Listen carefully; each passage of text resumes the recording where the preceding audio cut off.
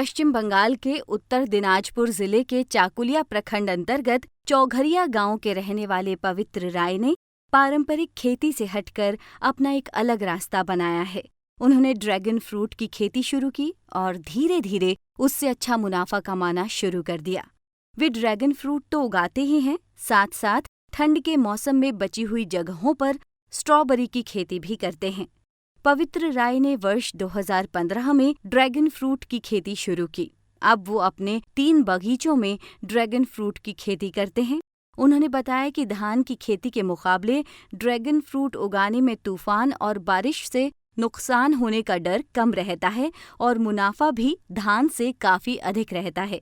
हर season में 1 बीघा जमीन में ड्रैगन फ्रूट उगाने से 2 से 2.5 लाख की कमाई हो जाती है। तो पहले शुरुआत किया 2015 साल से, अभी धीरे धीरे बढ़ रहा है। अभी ये जमीन देख रहा है, ये 4 साल का है अभी। और वहीं अगर हम लोग धान चाष करें तो उसमें कितना आता है? धान में 1 बीघा में हम हिसाब किया, एक सीजन में 1 बीघा में 2.5 से 3 हजार रुपया प्रॉफिट आता है। नेट प्रॉफिट 2.5 से 3 हजार, सिर्फ 2.5 से 3 हजार खर्च बात के। हाँ, देखिए जो धान भुट्टा में होती है वो जो इनकम है वो मिनिमम फिक्स्ड है, ठीक है। थोड़ा सा इनकम होता है, कोई बार होता है, कोई बार नहीं होता है।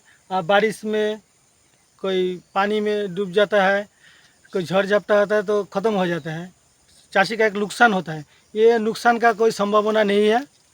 ये ज़्यादा जल सहन करता है, ज़्यादा बारिश में कुछ नहीं होता है।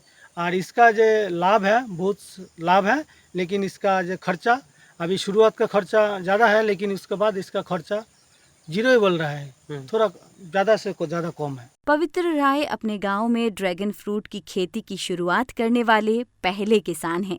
उन्होंने बताया कि उनकी सफलता को देखकर गांव और आसपास के किसानों ने भी ड्रैगन फ्रूट उगाना शुरू कर दिया है, जिनकी वो मदद भी करते हैं। इन फलों की बेहतर ढंग से खेती करने के लिए वो नॉर्थ बंगाल यूनिवर्सिटी के फ्लोरिकल्चर डिपार्टमेंट से तकनीकी सहायता लेते रहते हैं।